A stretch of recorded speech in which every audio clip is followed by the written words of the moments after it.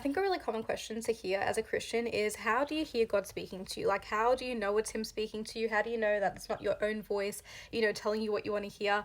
And my answer to that is actually spending time with God, spending time in the presence of God. Because when I was a lukewarm Christian, even though I was going to church and saying, Jesus is King, I was not spending time in His presence. I was not putting that time aside. I was not reading my word. And so my decisions and the way that I live my life was very much based on my own flesh because I didn't have discernment of the Holy Spirit.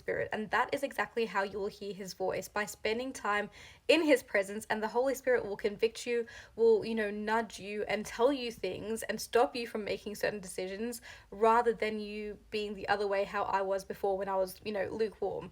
So spend time with Him, because think about you getting to know someone or wanting to get to know someone, right?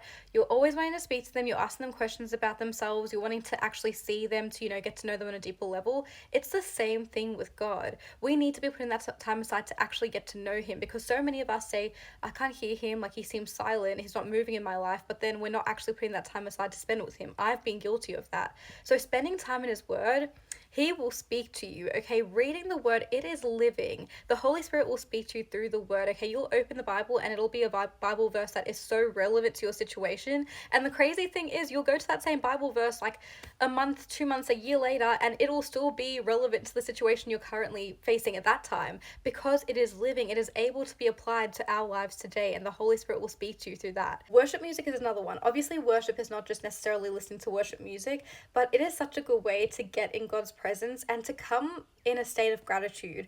Not simply just coming to Him because you need something, you need an answer, but first and foremost, praising Him for who He is. Like realizing, letting the song speak to you and remind you that God is King, like He's in control. And first and foremost, it's because of who He is, not because of what He's going to do for me or what He's done, but because of who He just simply is.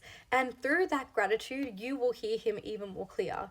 And the other thing as well is letting Him actually speak to you. Letting Him actually speak to you, because if you're like me, I'm just a chatterbox. I'm just like da da da da, and I'm talking about my praise, my concerns, and not actually giving Him a chance to speak. So I have to be so intentional about just being quiet. And it is hard. It is hard just to sit there and, not say anything, but let Him speak to you. Actually, let the Holy Spirit speak to you. We're always going to be second guessing as well, the thoughts that come into our head.